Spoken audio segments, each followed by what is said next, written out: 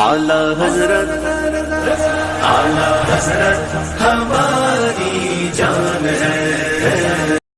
کربلا کے جو معاملات پیش آئے اس کا پس منظر کیا تھا، شروعات کیا تھی، وجہ کیا تھی؟ خلافت کے آپ نے چاروں دور سماعت کیے۔ رسول کریم صلی اللہ علیہ وسلم نے اپنے بعد یعنی حضور اکرم صلی اللہ علیہ وسلم کے بعد جو خلیفہ برحق ہوئے وہ سیدنا ابو بکر صدیق رضی اللہ تعالیٰ عنہ تھے۔ آپ کی خلافت تقریباً 2.25 سال چلی۔ آپ کے بعد عمر ابن خطاب رضی اللہ تعالیٰ عنہ سارے صحابہ کے اتفاق سے خلیفہ بنائے گئے۔ آپ کی خلافت تقریباً 10 سال چلی۔ پھر تیسرے مقام پر حضرت عثمان ابن عفان رضی اللہ تعالیٰ عنہ صحابہ کے عظیم مشوروں سے انتخاب سے آپ کو خلیفہ بنایا گیا۔ آپ کی خلافت کا دور 12 سال چلا، اور پھر حضرت علی رضی اللہ تعالیٰ عنہ پر سارے صحابہ اتفاق کر کے بیعت کیے۔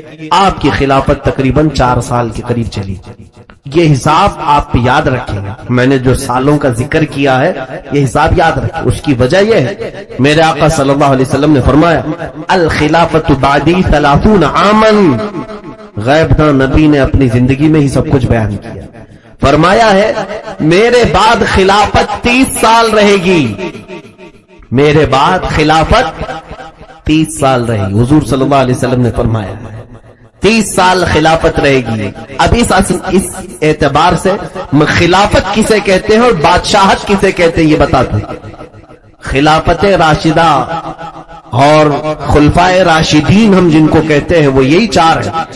بعض ائمہ اکرام نے امام حسن مجتبی رضی اللہ تعالیٰ عنہ کو بھی خلفائے راشدین میں شامل کیا ہے 6 مہینے کے لیے، اگرچہ تاریخ کے اعتبار سے 2.5 سال حضرت ابو بکر کے، 10 سال حضرت عمر فاروق کے، کتنے ہوئے 12.5 سال، اور 12 سال حضرت عثمان ابن عفان کے، کتنے سال ہوئے 24.5 سال، اور 4 سال حضرت علی کے، کتنے ہوئے 28.5، یہ 24.5 اور 28.5۔ اب اس میں جو اختلاف ہے روایات کا، میں نے سال آگے پیچھے کیے، تقریباً یہ 29.5 سال بنتے ہیں خلافت۔ حضرت علی کرم اللہ وجہہ الکریم کے وصال کے بعد، انتقال کے بعد ہوا یہ کہ اب اختلاف ہوا کہ کسے خلیفہ بنایا جائے۔ تو ملک شام میں حضرت امیر معاویہ گورنر تھے، وہ حضرت عمر فاروق کے زمانے سے گورنر تھے، 20 سال ہو چکا تھا ان کو گورنری کرتے ہوئے۔ تو حضرت امیر معاویہ رضی اللہ تعالیٰ عنہ کے حامی بھی بہت سارے تھے۔ ملک شام والوں نے یہ اعلان کیا کہ ہم امیر معاویہ کے ہاتھ میں بیعت کرتے ہیں، ان کو خلیفۃ المسلمین بنایا جائے۔ مدینے والے، مکہ والے اور کوفہ والے، ان کے خیال میں یہ تھا کہ حضرت علی رضی اللہ تعالیٰ عنہ کے بڑے صاحبزادے حضرت امام حسین کو خلیفہ بنایا جائے، نہیں مدینے والے اور کوفہ والے۔ مکہ والوں کا خیال یہ تھا کہ حضرت عبداللہ بن زبیر کو خلیفہ بنایا جائے۔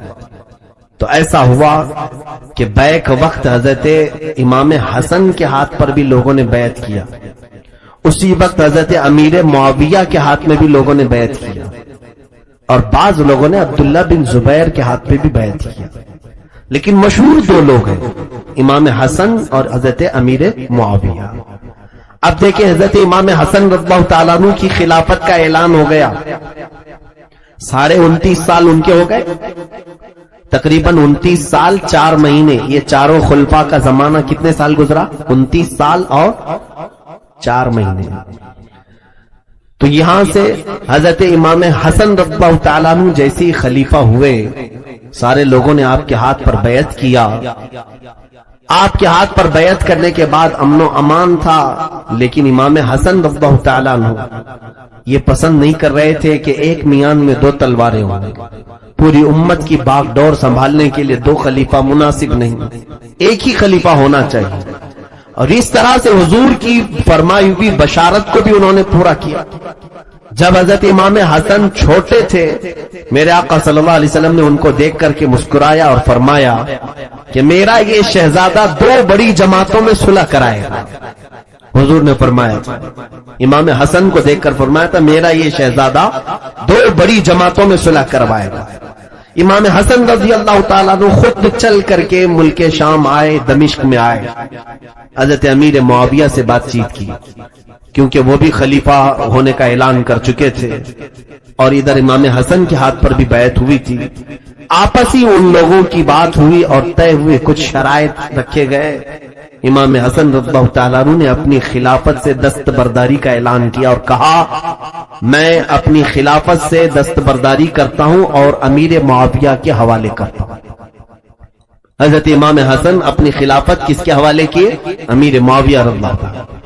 جب آپ دستبرداری کا اعلان کیے اس وقت تقریباً آپ کی خلافت کو 8 مہینے گزر رہے تھے، بعض میں 6 مہینے گزرے تھے۔ اس اعتبار سے پورے کتنے سال ہوئے؟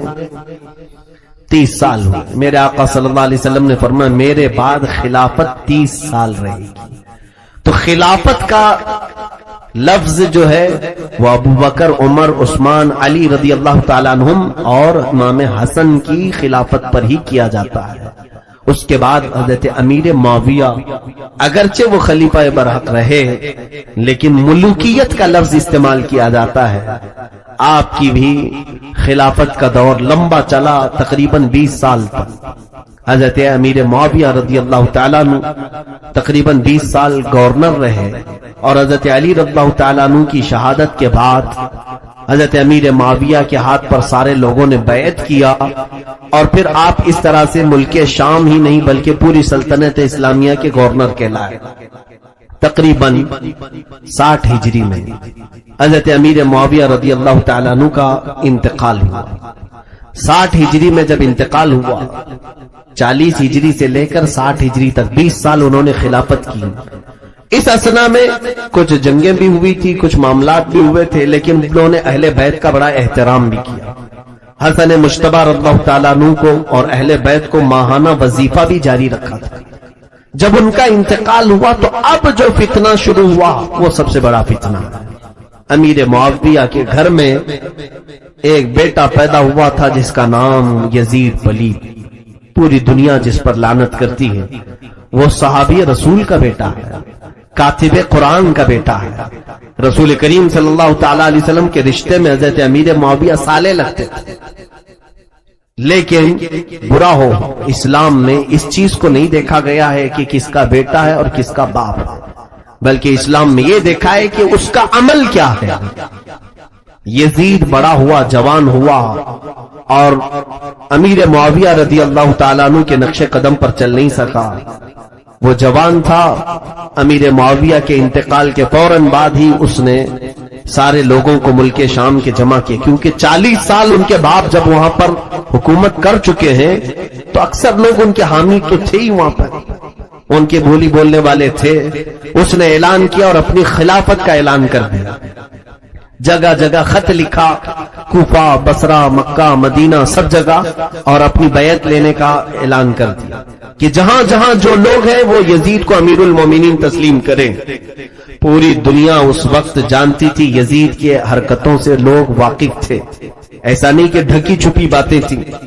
یزید جیسے ہی خلیفہ بنا، حضرت عبداللہ بن خالد بن ولید رضی اللہ تعالیٰ عنہ یہ فرماتے ہیں کہ ہم نے یزید پر حملہ کیا جب تک کہ ہم کو یہ یقین نہیں ہو گیا کہ اگر یزید کا ساتھ دیتے رہیں گے تو عنقریب پتھروں کی آسمان سے بارش نہ ہو جائے، اللہ کا عذاب نہ آ جائے، کیونکہ اس نے ایسے حالات ملک شام میں بنائے تھے کہ لوگ اپنی بہنوں اور ماؤں سے نکاح کرنے لگ گئے تھے، اسلام کی دھجیاں اڑا دی تھی، کھلے عام شراب پی جا رہی تھی، جبکہ اسلام کا وہ ماضی جو خلفائے راشدین کے زمانے میں تھا، شراب کی ایک بوتل کی سپلائی پر بھی لوگ کانپتے تھے، اگر کہیں سے کسی کے ہاتھ میں آ جائے، کوڑے کے ڈر، درے کے ڈر اور خوف سے لوگ تو کانپتے تھے۔ یزید نے ان چیزوں کو عام کر رکھا تھا، فسق و فجور کا بادشاہ تھا، دن بھر حتیٰ کہ نمازوں سے اس کا کوئی شغف نہیں تھا، اس کا رہن سہن بھی ایسا تھا، کھانے کا ایسا شوقین کہ ہر دن الگ الگ جانور ذبح کرے، اور جو کھیل کود میں اسے پسند تھا وہ بندروں کا کھیل، کہ بندروں کو پال کر رکھا تھا، انہیں نچانا، انہیں کودانا، اور پھر مرغوں کی لڑائی، یہ اسے زیادہ عزیز تھی۔ آج بھی بہت سارے ایسے یزید ہوں گے جو جانوروں کو لڑاتے ہیں اور مزے لیتے ہیں، یزید کی حرکتوں میں سے ہے۔ दिन पूरा इसी में गुजरता था। खूबसूरत लड़कियों को ला करके दरबार खिलाफत में नचवाना, मुजरे करवाना, जिस्मों की नुमाइश करवाना यजीद के दरबार में यह आम चल रहा था। बताओ, जब अचानक इस्लाम का खलीफा ऐसा आज शख्स बन जाए, तो सहाबा तो उस वक्त मौजूद थे जिन्होंने रसूलुल्लाह को देखा, अबू बकर, उमर, उस्मान और अली जैसे खलीफाओं को देखा। क्या वो ऐसे बदकार शख्स के हाथ में हाथ दे देंगे? यजीद ने जोर और जबरदस्ती अपनी फौज के जरिए से, और जितने मन चले लोग थे उसकी फौज में दाखिल थे, क्योंकि उनको आजादी दे रखा था। ऐसे जितने औबाश अय्याश किस्म के लोग थे उन्हें पैसों से खूब नवाजता था, तो उसकी हिमायत करने वाले बहुत सारे लोग थे। हमने देखा है कि जिसके दिल में गुनाहों की मोहब्बत हो वो ऐसे बादशाहों को बहुत पसंद करते हैं। आज भी सऊदी अरब जाकर के हमें पता चला कि वहां की यंग जनरेशन, नई नस्ल, जवान लोग सबसे ज्यादा आज के उस वली अहद शहजादे से बहुत मोहब्बत करते हैं जिसने पूरे सऊदी को यहूदियों के हाथ में बेचा है। जो सिनेमा और क्लब, गुनाहों के अड्डे सऊदी अरब में खोल रहा है, उससे वहां की जवान नस्ल मोहब्बत कर रही है, कह रही है अच्छा बादशाह आया, हम लोगों को फ्रीडम दे रहा है, बहुत ज्यादा आजादी दे रहा है। जानते हैं, इस तरह हर दौर में गुनाहों के दिल दादे ऐसे बादशाहों के हामी बन जाते हैं। वहां के बूढ़े लोग आज भी कोस रहे हैं इन बादशाहों, लेकिन हिम्मत नहीं होती बोलने की, मारे जाते हैं। कई 100 उलमा को तो इन्होंने जेल में डाला है आज सऊदी में, क्योंकि इनके खिलाफ कहीं जुम्मा में बयान किया हो या पर्सनल महफिल में भी कुछ कहा हो शहजादे के मुतालिक या बादशाह के खानदान के मुतालिक, जेल में चला गया। हत्ता कि काबा के इमाम को भी तक इन्होंने अरेस्ट किया है, किसी को नहीं छोड़ा। यही इस जमाने का यजीद है जिसने आज अय्याशी के अड्डे खोले हैं। अब भी सऊदी अरब में एक शहर वो बनाने जा रहे हैं 5 स्टार, जहां बीच होगी और नंगी औरतें वहां पर लाई जाएंगी। 5 स्टार 7 स्टार होटल होंगे और उस पूरी सिटी का इंतजाम, इंसराम, उसमें इन्वेस्टमेंट पूरा इजराइल का होगा। तो ये सारी हरकतें आज हमारे दौर में हमें नजर आ रही हैं। तो मैं यहां से चिल्ला रहा हूं, मेरी क्या हैसियत है, मैं एक छोटा सा आदमी हूं, मैं एक दिन दूर बैठ करके अगर बोल रहा हूं, मुझे खौफ नहीं उनका, तो अंदाजा करो रसूलुल्लाह का शहजादा हुसैन आजम उन तमाम बुराइयों को कैसे बर्दाश्त करके खामोश रह सकता है। वो फातिमा का लाडला कैसे खामोश रह सकता? जहां शराब नोशी आम हो रही हो, गुनाहों की कसरत हो रही हो, उनका बोलना अपनी जगह पर हक था। उन्होंने बगावत नहीं की बल्कि आलम हक को बुलंद किया था। जब यजीद ने जोर और जबरदस्ती के साथ खिलाफत का ऐलान किया और अपनी बैत के लिए सारे जगह हुक्मनामे भेजे, मदीने में जो गवर्नर था उस वक्त वलीद बिन उक़बा, एक नरम दिल आदमी था, लेकिन यजीद ने उसको फौरन लेटर लिख करके भेजा कि पूरे मदीने वालों से मेरे बैत ले लेना और कहना कि अमीरुल मोमिनीन अब यजीद है, और सबसे पहले हुसैन इब्न अली से बैत लेना, फिर अब्दुल्ला बिन उमर, अब्दुल्ला बिन जुबैर, इन लोगों से बैत लेना। ये उस वक्त बड़े सहाबा में से थे, मदीने तैयबा के बड़े सहाबा में से थे। इनकी उम्रें 60 साल को हो चुकी थी। ये बड़ी उम्र के सहाबा वहां पर मदीने में थे। अब्दुल्ला इब्न उमर, उमर फारूक के बेटे हैं। अब्दुल्ला बिन जुबैर, हजरत जुबैर रज़ियल्लाहु ताला अन्हु के बेटे हैं। और हजरत इमाम हुसैन व अली मुर्तदा के बेटे हैं। इन तीनों को सबसे पहले बैत के लिए बुलाओ। तो वलीद बिन उक़बा ने पैगाम भेजा हजरत इमाम हुसैन को, कहा कि अमीर मुआविया का इंतकाल हो गया और उनका बेटा तख्त नशीन हो गया है, और उसने अपनी खिलाफत का ऐलान किया है और आप हजरात को बैत के लिए मुझे हुक्म दिया गया। इमाम हुसैन आए गवर्नर हाउस में जो मदीने का था। वलीद बिन उक़बा ने आहिस्ते से आपसे कहा, नरमी से कहा कि आप कबूल कर लें, आपके हक में अच्छा है। इमाम हुसैन ने कहा, मदीने में मैं अकेला थोड़ी ना हूं, पूरा मदीना मेरे नाना का वफादार है। ऐसा करो कि तुम गवर्नर हाउस से बाहर निकलो और सब में ऐलान कर दो, मुझे अंदर अकेले बुला करके क्यों ऐलान कर। वो जानता था कि हालात खराब हो जाएंगे। वलीद बिन उक़बा के पास एक शख्स बैठा हुआ था, मरवान बिन हकम, जो जालिम आदमी है, जिसके पैदा होते ही मेरे आका ने फरमाया था गिरगिट का बेटा गिरगिट पैदा हुआ। हुवल वज़अ इब्नुल वज़अ, مروان اس نے ولید سے کہا کہ اے گورنر، اگر تم حسین کو جانے دے دیا تو معاملہ خراب کر دیں گے، ابھی سے ان کی بیعت لے لو۔ ولید نے کہا میں کیسے زبردستی بیعت لے لوں، وہ بیعت اگر نہ کریں گے تو؟ مروان نے کہا قتل کر ڈالو یہیں پہ۔ امام حسین پلٹ گئے اور کہا اے ظالم ابن زرقا، تو مجھے قتل کرے گا، مجھے قتل کرے گا؟ حضرت امام حسین رضی اللہ تعالیٰ عنہ نے حالات کو بھانپ لیا اور اس کے بعد واپس چلے گئے۔ پھر اس کے بعد دوسرے دن اس نے پھر بلوایا، ولید بن عقبہ نے تیسرے دن پھر بلایا۔ امام حسین نے دیکھا، ولید بن عقبہ معذرت کرنے لگا کہ اے امام حسین، آپ یا تو یزید کی بیعت قبول کر لیں یا تو پھر کوئی اور راستہ اختیار کریں، مجھے مجبور کیا جا رہا ہے، میں گورنر ہوں مدینے کا، میں نہیں چاہتا کہ آپ کے ساتھ میں کچھ بدتمیزی کروں، آپ رسول اللہ کے گھر والے۔ اس نے احترام تو کیا۔ امام حسین نے کہا یہ فیصلہ میرے حال پر چھوڑ دو۔ گئے اپنے گھر اور اپنے گھر والوں سے کہا اب مدینے کی زمین ہم سب پر تنگ ہو گئی ہے، اب حالات بدل چکے ہیں، ہمارے امتحان کی گھڑیاں قریب آ گئی ہیں۔ حضرت امام حسین رضی اللہ تعالیٰ عنہ اپنے گھر والوں میں سے کہا کون ہے جو میرے ساتھ مدینے سے ہجرت کر کے مکہ کی طرف آنا چاہتا ہے؟ میرے نانا ہجرت کر کے مکہ سے مدینے آئے تھے، مجھے مدینہ چھوڑ کر مکہ جانا پڑ رہا ہے۔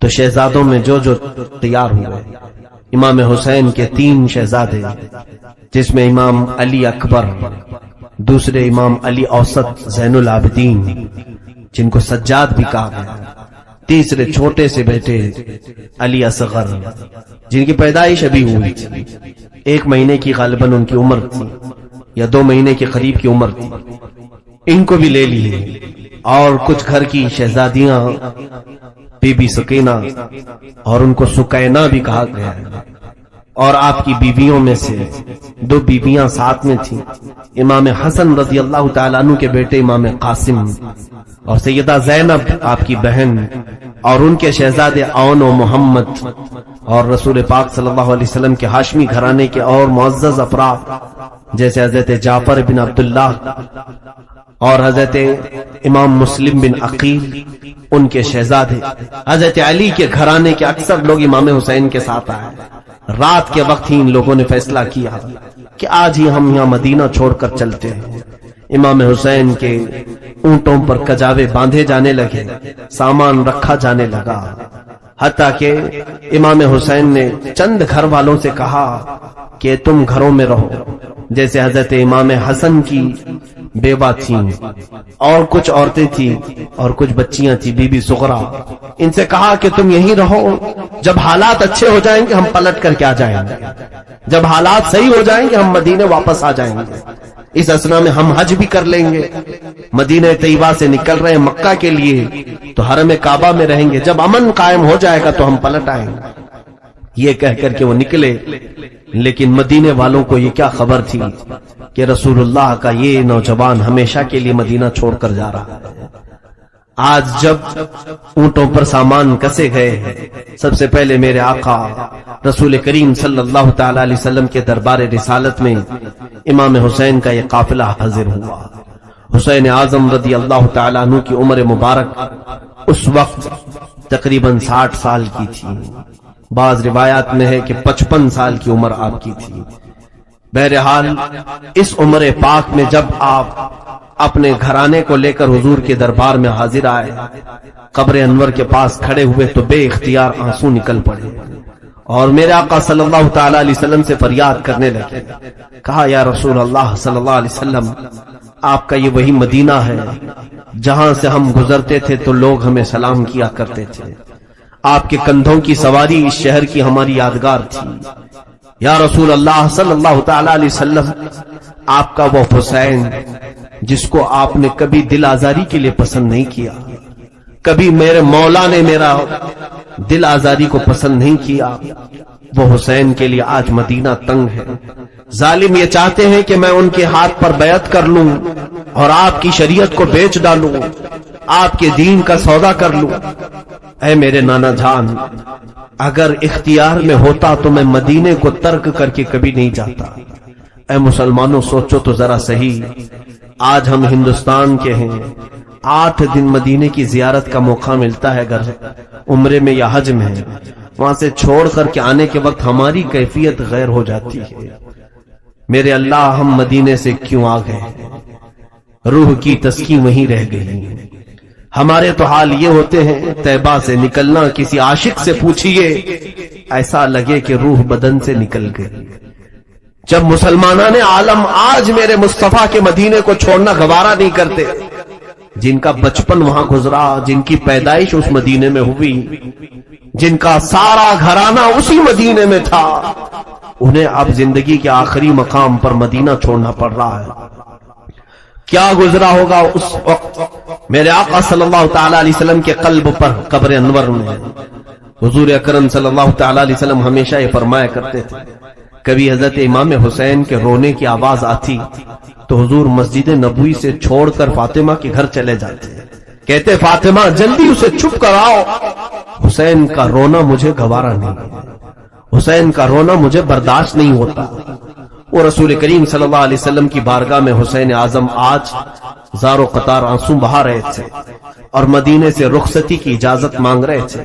روایات یہ بتاتی ہیں کہ وہاں پر موجود سارے لوگ اشکبار ہو گئے کہ مدینے سے ساری برکتیں حسین کے ساتھ جا رہی ہیں۔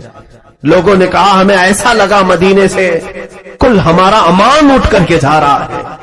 میرے آقا کے روضہ اطہر کی حاضری کے بعد امام حسین جنت البقیع آئے، سیدہ کائنات فاطمہ الزہرا کے سرہانے کے پاس کھڑے ہوئے اور اپنی ماں کو یاد کرتے ہوئے رونے لگ گئے۔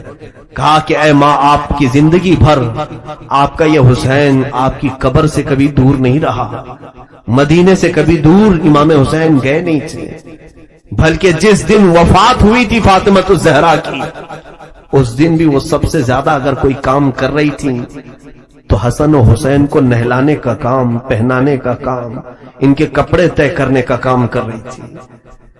امام علی مرتضیٰ فرماتے ہیں فاطمہ کو سب سے زیادہ فکر حسین کی ہوا کرتی تھی کہ ان کا بچپنا تھا۔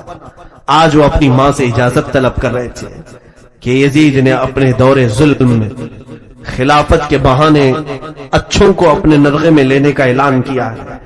حضرت بی بی فاطمہ الزہرا کی قبر پاک کے پاس زارو قطار روئے اور یہ خاندان اہل بیت کا قافلہ نکلا، مکہ مکرمہ کی طرف خراما خراما چلا۔ یقیناً وہ مدینہ طیبہ کو آخری مرتبہ انہوں نے دیکھا تھا۔ جو شہزادے اور شہزادیاں اس میں چلی تھیں، کسی کو یہ نہیں معلوم تھا کہ کربلا بھی ہونے والا ہے۔ کوئی اس نیت سے نہیں نکلے تھے کہ ہم جنگ کرنے کے لیے جا رہے ہیں، قتل و قتال کے لیے جا رہے ہیں، نہیں۔ جو دنیا یہ کہتی ہے کہ حسین اپنے گھر سے جنگ کے لیے نکلے تھے، ظالموں تاریخ پڑھو، وہ تو امن چاہتے تھے، وہ امن کا مسیحا ہے۔ مدینے کو خون کا بازار گرم نہ ہو جائے مدینے میں، اس لیے تو انہوں نے مدینے کو چھوڑا اور نکلے رات کے وقت۔ ظاہر سی بات ہے خاندان اہل بیت میں سے جو بچے تھے ان کا کہنا ہے، خاص طور پر امام زین العابدین فرماتے ہیں میں نے میرے بابا جان کو دیکھا مدینے سے نکل کر مکہ پہنچنے تک کسی سے کلام بھی نہیں کیا، کسی سے بات تک نہیں کیا، اس لیے کہ جب کوئی ان سے بات کرنے کی کوشش کرتا تو ان کے حلق میں آواز رند جاتی تھی، موٹی ہو جاتی تھی اور رو پڑتے تھے۔ اور پھر اگر ان سے کوئی خیریت پوچھتا تو حسین ابن علی صرف اتنا ہی کہتے، اس سے کس بات کی خیریت پوچھ رہے ہو جس نے اپنے نانا کا شہر چھوڑ دیا، جس سے اس کا اپنا آبائی وطن چھوٹ گیا، اس سے کیا خیریت پوچھ رہے ہو؟ ہجرت بہت سخت معاملات ہوتے ہیں میرے عزیزو۔ آپ کو اگر کبھی اپنا وطن چھوڑنا پڑے تو پتہ چلے گا، اپنے ماں باپ، اپنے رشتہ دار، اپنے اعزاء اقربا چھوڑ کر کے آنا ہو، آنکھوں میں برسوں تک کی تصویریں نہیں جاتی، اس ماحول کو ہم بھول نہیں پاتے جہاں ہمارا بچپنا گزرا ہے۔ عزیزان گرامی، حسین ابن علی رضی اللہ تعالیٰ مکہ مکرمہ پہنچے تو آپ کا شاندار استقبال بھی ہوا۔ حضرت عبداللہ بن زبیر رضی اللہ تعالیٰ عنہ بھی وہاں تھے، پہنچے ہوئے تھے، سبوں نے آپ کا استقبال کیا اور مدینہ طیبہ سے آنے کے بعد سب لوگوں نے کہا مبارک ہو آپ کو، مکہ مکرمہ امن کی جگہ ہے، یہاں جنگ نہیں ہو سکتی، مکہ حرم ہے، وہاں تو چونٹیوں کو مارنا جائز نہیں، انسانوں کی بات دور کی۔ قتل و قتال حرم میں جائز نہیں. مولا حسین حرم کعبہ میں داخل ہوئے. یہ رمضان سے پہلے کی بات تھی، تقریباً شعبان. آپ کی سواری مکہ میں داخل ہوئی. پورا رمضان المبارک آپ خانہ کعبہ میں رہے، حرم کعبہ میں رہے. رمضان کے بعد شوال جیسی آیا، اب کچھ حالات ایسے ہوئے کہ یزید نے اپنے خلفاء کو، اپنے گورنروں کو، اپنے امراء کو ہر جگہ پھیلا رکھا تھا. لیکن کوفہ ایک شہر ایسا تھا. کوفہ کی تھوڑی سی تاریخ میں آپ کو بتا دوں. کوفہ یہ 16 ہجری میں حضرت عمر فاروق رضی اللہ تعالیٰ عنہ کی خلافت کے زمانے میں بسایا گیا. شروع سے ہی یہاں پر حضرت علی کے چاہنے والوں کی کثرت تھی. مولا علی شیر خدا رضی اللہ تعالیٰ عنہ سے محبت کرنے والے بہت زیادہ تھے. اسی لیے حضرت علی نے بھی خلافت کو مدینے سے اٹھا کر کے کوفہ پہنچایا. اور حضرت علی کے زمانے میں دارالخلافہ، خلافت ہاؤس کوفہ میں ہی رہا. آپ کے انتقال کے بعد امام حسن رضی اللہ تعالیٰ عنہ بھی کافی دن کوفہ میں رہے، اور پھر آپ کو کوفہ والوں نے ہی زہر دے کر کے قتل کیا. حسن مجتبی رضی اللہ تعالیٰ عنہ امام حسین کے بڑے بھائی، زہر دے کر کے ان کا قتل کیا گیا. امام حسن رضی اللہ تعالیٰ عنہ کے ساتھ بھی اور حضرت علی کے ساتھ بھی غلط ہوا تھا کوفہ میں، لیکن وہاں کے لوگ اب بھی اسی بات کے قائل تھے کہ ہم اہل بیت کے ساتھ، رسول اللہ کے گھر والوں کے ساتھ. جب کوفہ والوں کو یہ معلوم ہوا کہ یزید خلیفہ بن چکا ہے، امیر معاویہ کا انتقال ہوا، تو وہ لوگ امیر معاویہ کو بھی پسند نہیں کرتے تھے. اب یزید بیٹھ گیا تو اور دشمنی میں جلنے لگے. کہا کہ ہم امیہ خاندان کو ہی نہیں پسند کرتے، خلافت کے حقدار تو علی کے گھر والے ہیں. حسین ابن علی کو چاہیے کہ وہ خلافت کا اعلان کرے، اپنے خلیفہ ہونے کا اعلان کرے. تو کوفہ والوں میں آپس میں یہ میٹنگیں ہونے لگی، ہم تو یزید کو خلیفہ نہیں مانیں. تو ان لوگوں کا کہنا اپنی جگہ پر صحیح تھا، یزید کو کیسے خلیفہ بانے. اس وقت نعمان بن بشیر وہاں کے گورنر تھے، صحابی رسول ہیں. نعمان بن بشیر یزید کے گورنر بن کر کے تھے. تو کوفہ والوں کا ایسا سلوک تھا کہ نعمان بن بشیر کے پیچھے بھی نماز نہیں پڑھتے تھے کہ یزید کا گورنر ہے، نہ عید پڑھنے کے لیے جاتے تھے. جب یہ حالات ایسے ہوئے اور کوفہ والوں کو یہ معلوم ہوا کہ امام حسین نے بھی یزید کی بیعت سے انکار کر دیا ہے اور مدینہ چھوڑ کر مکہ آ چکے ہیں، تو پھر کوفہ والوں کو ایک اور سہارا ملنا، یعنی ایک امید جاگ گئی. ان کو ایسا لگا ایک سہارا مل جائے، اور یہ سوچا کیوں نہ ہم امام حسین کو یہاں بلا لیں، کیونکہ ہم بھی یہ چاہتے ہیں کہ یزید خلیفہ نہ ہو. امام حسین آئیں گے تو ہم دل و جان سے ان کو خلیفہ بنائیں گے اور ان کے ہاتھ پر بیعت کریں. یہ معاملہ پیش آیا. تو کوفہ والوں نے آپس میں میٹنگیں شروع کی. دن رات میٹنگ ہوتی تھی کہ حسین ابن علی کو کیسے بلایا جائے. بعد میں طے ہوا کہ ہم معزز لوگوں کے ذریعے سے خط بھیجتے ہیں مکہ اور امام حسین کو طلب کرتے ہیں. تو خط جو ہے آنے شروع ہوئے. شوال میں خط آنے شروع ہو گئے. شوال میں کوفہ والوں کے پہلے 3 خط آئے. اس میں لکھا گیا تھا کہ اے علی مرتضیٰ کے شہزادے فاطمہ کے لاڈلے حسین، ہم نے سنا ہے کہ آپ نے یزید کی بیعت کا انکار کیا ہے اور آپ مکہ آ چکے ہیں، لہٰذا ہم یہ چاہتے ہیں کہ آپ کوفہ آ جائیں. کوفہ آپ کے والد گرامی مولا علی شیر خدا کا دارالخلافہ تھا، آپ اسی خلافت کو آگے بڑھائیں، ہم سب آپ کے ساتھ ہیں. ان خطوں میں لکھا ہوا تھا. اور حضرت عبداللہ بن زبیر وہاں پر تھے. امام حسین کو انہوں نے کہا ان خطوں پر آپ بھروسہ مت کریں. اسی شام کو 300 خط اور آئے. کوفہ سے 300 خط آئے مہر بند، اور معزز لوگوں کے وہاں پر مہر تھی، دستخط تھے کوفہ والوں کے. جب امام حسین کے پاس خطوں کا سلسلہ جاری ہوا، 300 کے بعد روایتیں ہیں 1000 کی تعداد میں خط آنے شروع ہوئے. پورے کوفہ والوں کی ایک ہی بات تھی کہ حسین ہمارے پاس آ جائے، امام حسین ہمارے پاس آ جائے. حضرت امام حسین کو بلانے کی اور ان کو دعوت دینے کی یہ مہم بہت زور پکڑ لی، طول پکڑ لی. اس کے بعد امام حسین نے اپنے گھر والوں سے مشورہ کیا کیا ہم مکہ میں ہی پوری زندگی کاٹ دیں یا پھر کوفہ جائیں؟ کوفہ جا کر کے ہم دیکھتے ہیں۔ تو سارے لوگوں نے کہا کہ کوفہ نہ جائیں۔ وہ لوگوں نے حضرت علی کے ساتھ بھی اچھا معاملہ نہیں کیا، امام حسن کے ساتھ بھی اچھا معاملہ نہیں کیا، امام حسین پھر خاموش ہوئے۔ اب یہاں پر ذی القعدہ کا مہینہ شروع ہو چکا تھا، پھر خطوط اتنے آئے کہ کوفہ والوں نے ایسا خط لکھا، دیکھیں اب امام حسین کو جانا ضروری ہو گیا تھا۔ کیوں؟ انہوں نے لکھا تھا کہ اے حسین ابن علی، امام علی مقام، قیامت کے دن اگر اللہ تعالی ہم سے سوال کرے کہ تم نے یزید جیسے فاسق و فاجر کو امام کیوں بنایا، کیوں اس کے ہاتھ میں بیعت کی، تو آپ سن لے، ہم اللہ کی بارگاہ میں یہ کہیں گے ہم نے تو تیرے رسول کے شہزادے کو بلایا تھا، انہوں نے اپنا ہاتھ ہمیں نہیں دیا، اس لیے ہم نے یزید کے ہاتھ میں ہاتھ دیا۔ یہ بلیک میل کرنے کا طریقہ ہے، اس طور پر ایموشنل کرنے کا طریقہ ہے۔ تو انہوں نے جب یہ کہا تو یہ حجت ہو گئی امام حسین پر۔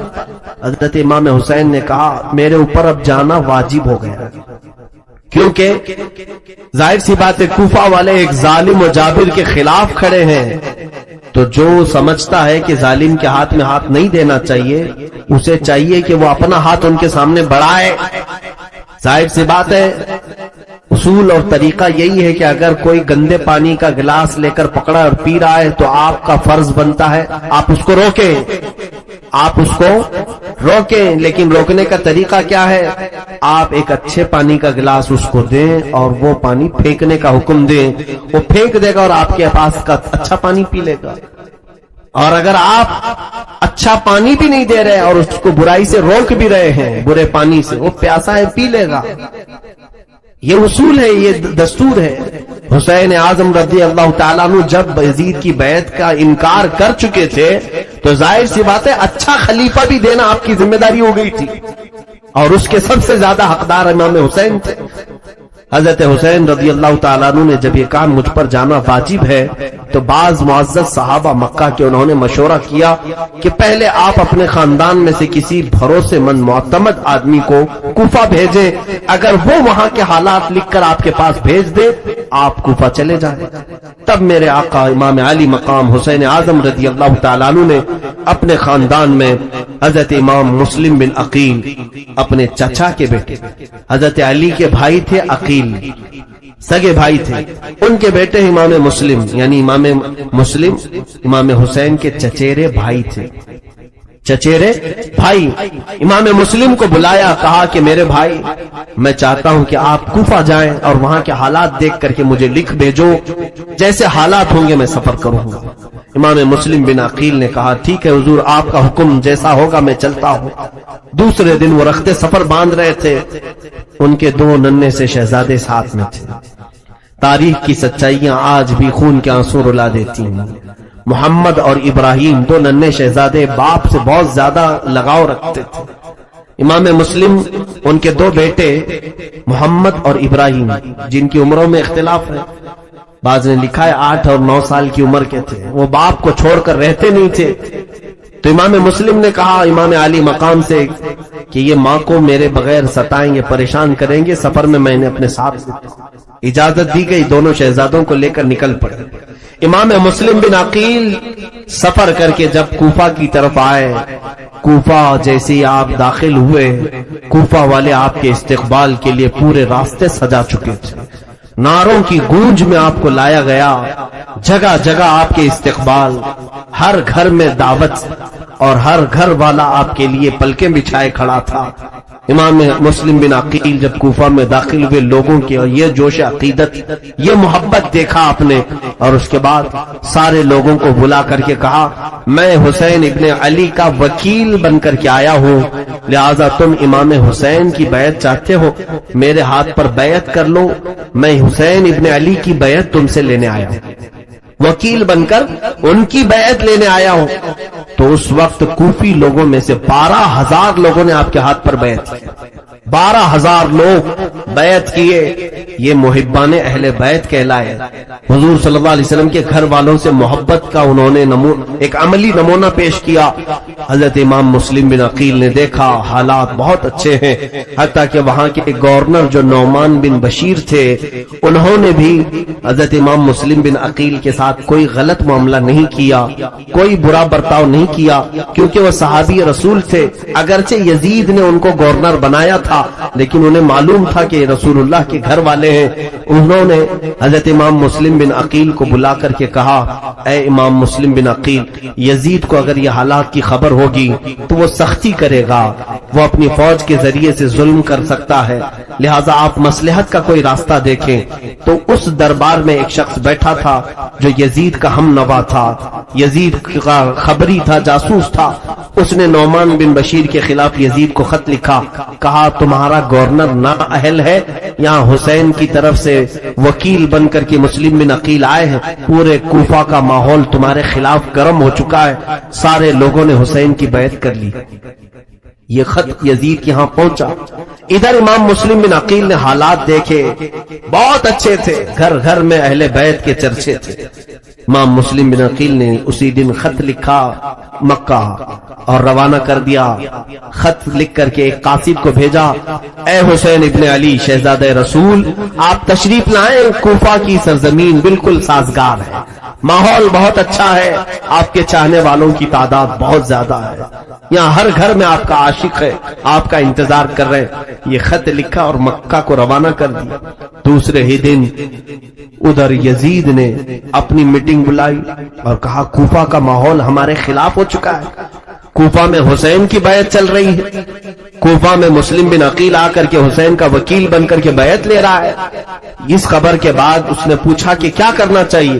وہاں بیٹھے ہوئے لوگوں نے مشورہ دے کر کے کہا وہاں کے گورنر نعمان بن بشیر کو ہٹاؤ اور کسی سخت قسم کے گورنر کو نافذ کرو۔ تو لوگوں نے مشورتاً کئی نام پیش کیے، اس میں ایک نام آیا عبید اللہ بن زیاد کا، جس کو ابن زیاد کہہ رہے ہیں۔ یہ بصرہ کا گورنر تھا۔ اس کے متعلق لوگوں کا خیال یہ تھا کہ اتنا سخت دل تھا، یہ کسی کی رعایت نہیں کرتا تھا، اور ایک طوائف کا بیٹا تھا۔ یہ اور بات ہے کہ اسلام لایا، بعد میں اسلام میں آیا، لیکن دل کی سختی ویسی۔ ایک بات یاد رکھے، میں نے کافی دن قبل یہ بات عرض کی تھی، حلالی اور حرامی ہونے کا ثبوت اسی سے ملتا ہے۔ جو بزرگوں کے متعلق ادب کا لہجہ رکھتا ہے اس کے حلال ہونے کا ثبوت ہے، اور جو بزرگوں کے خلاف بکتا ہے یا بے ادبی کا اظہار کرتا ہے اس کے نطفے میں شک ہوتا ہے، وہ صحیح طریقے سے دنیا میں نہیں آیا۔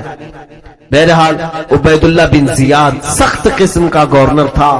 یزید نے اسے پیغام بھیجا کہ تو بصرہ چھوڑ اور کوفہ کی گورنری لے، نعمان بن بشیر کو معزول کر اور تو وہاں کی گورنری کو سنبھال، اور مسلم بن عقیل کے ہاتھ میں جتنوں نے بیعت کیا اس ماحول کو پورا بدل ڈال، میری بیعت لے لے سب کے ساتھ۔ تو یہ عبید اللہ بن زیاد کو حالات معلوم ہو گئے کوفہ کے۔ یہ اپنے ساتھ 20-25 لوگوں کو لے کر بصرہ سے نکل کر کوفہ آیا۔ مغرب اور عشاء کا وقت تھا، بیچ کے رات کے وقت مدینے سے آنے والا جو راستہ تھا، مکہ سے آنے والا جو راستہ تھا، اس راستے سے یہ کوفہ میں داخل ہوا۔ لوگوں کو ایسا لگا کہ امام حسین آ گئے، امام حسین آنے والے تھے کیونکہ خط بھی جا چکا تھا۔ امام مسلم بن عقیل نے بلا بھی لیا تھا امام حسین کو، تو لوگوں کو لگا کہ امام حسین آ گئے، اور یہ حجازی لباس بھی پہن کر کے عبید اللہ بن زیاد مکار، دھوکہ دینے کے لیے، اس لیے کہ اگر یہ کھلے عام آتا تو اس کو پکڑ کے مارتے، لوگ داخل ہونے نہیں دیتے کوفہ میں۔ پورے کوفہ والے اس وقت امام حسین کی محبت میں تھے، تو یہ اس طرح جھوٹ کے راستے سے داخل ہوا اور سیدھے گورنر ہاؤس میں داخل ہوا۔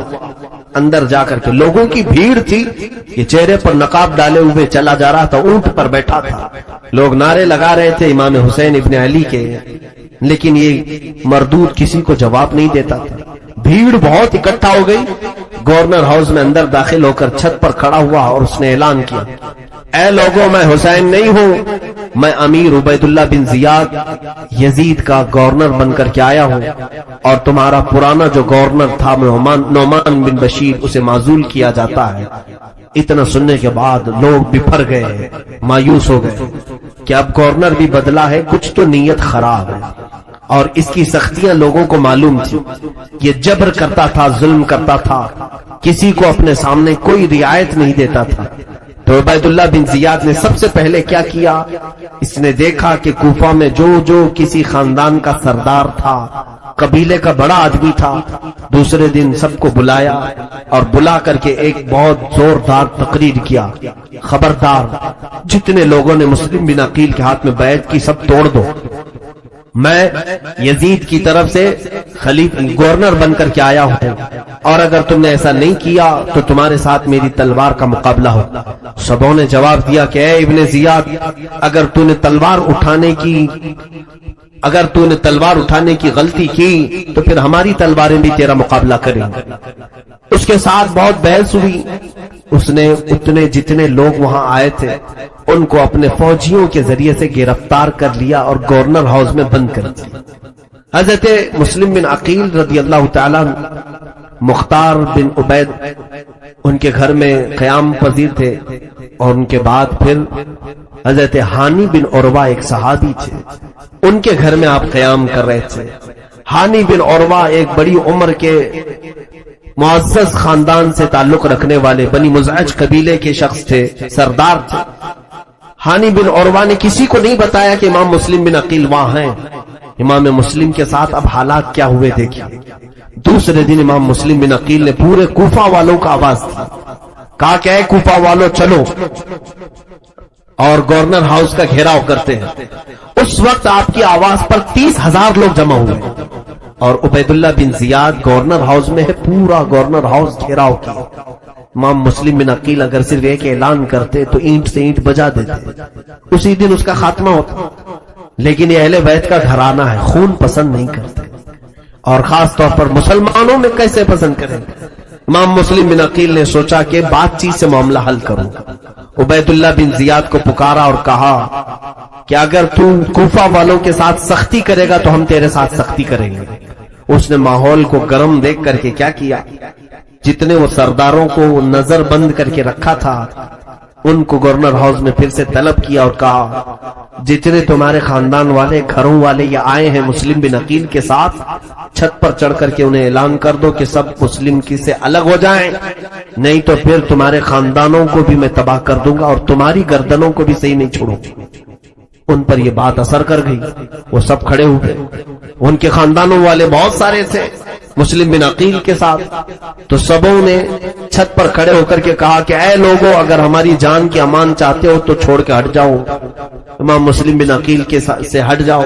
یہ عبید اللہ بن زیاد اور یزید بہت سخت ہیں، تمہیں بھی مار ڈالیں گے، ہمیں بھی مار ڈالیں گے. ان لوگوں کو جب چھت پر چڑھے ہوئے دیکھا تو سب کی نیتیں بدل گئیں، ارادے بدل گئے، سب منتشر ہو گئے. یہاں تک کہ روایت میں امام مسلم بن عقیل اس دن شام میں جب مغرب کی نماز اور عشاء کی نماز کوفہ کی جامع مسجد میں پڑھانے کے لیے تھے تو تقریباً 12,000 لوگ آپ کے پیچھے نماز پڑھ رہے تھے. 12,000 لوگ نماز پڑھ رہے تھے. پھر فجر میں جب آپ وہاں نماز کے لیے تھے تو سوائے آپ کے 2 چھوٹے بچوں کے کوئی نہیں تھا صف میں، پوری صفوں میں کوئی نہیں تھا. کوفہ والے اچانک تبدیل ہو گئے. اسی لیے آج تک کوفہ کا نام اتنا بدنام ہے کہ دھوکہ دینے والے کو کوفی کہا جاتا ہے، غدار آدمی کو کوفی کہا جاتا ہے. کوفہ والوں نے رسول اللہ کے گھر والوں کو اچانک چھوڑ دیا بیچ راستے. امام مسلم بن عقیل نے کہا ہے محرومی اس حالت میں ان لوگوں نے لائے، وہ کہاں ہے وہ نعرے، وہ کہاں ہے وہ خطوط جو لکھے جا رہے تھے. امام مسلم بن عقیل نے حالات کا مشاہدہ کیا اور ہانی بن عروہ کے گھر میں نظر بند ہو گئے. اب عبید اللہ بن زیاد نے تلاش جاری کروا دی کہ ڈھونڈ کر کے لاؤ کہ مسلم بن عقیل ہے کہاں. کسی کو نہیں مل رہے تھے. ایک جاسوس معقل نام کا غلام تھا، شامی غلام، اس کو کچھ پیسے دے کر کے اس نے جاسوسی کے ساتھ ڈھونڈنا شروع کیا. اس نے ایک معزز شخص کو پکڑا اور کہا کہ میں اہل بیت کا سچا عاشق ہوں، سنا ہے امام مسلم بن عقیل کوفہ میں ہیں، میں ان کو کچھ ہدیہ دینے کے لیے آیا ہوں، میں مدینے سے آیا ہوں. تو انہوں نے خیر خواہ سمجھا اور وہ لے جا کر کے ہانی بن عروہ کے گھر اسے پہنچایا. وہ ماقل نام کا غلام ہانی بن عروہ کے گھر گیا. حضرت ہانی بن عروہ نے پوچھا کہ کیوں آئے ہو؟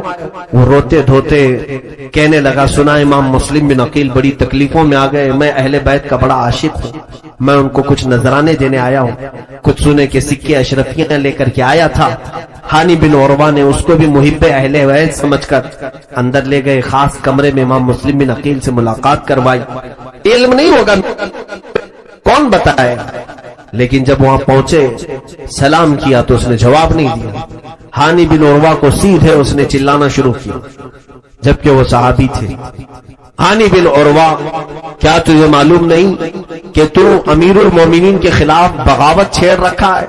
تو اپنے گھر میں ایک باغی شخص کو پناہ دے رکھا ہے اور وہاں پر میٹنگیں کرتا ہے، لوگوں کو اکٹھا کرتا ہے، ہمارے خلاف لڑنے کے لیے طاقت جمع کر رہا ہے.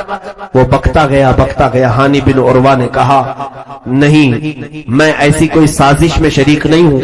ہاں البتہ بن عقیل وہ رسول اللہ کے گھر والوں میں سے ہیں، اگر وہ مہمان بن کر میرے گھر میں آئے ہیں تو میں انہیں مہمان ٹھہراؤں گا اور میں ان کی خدمت کروں گا.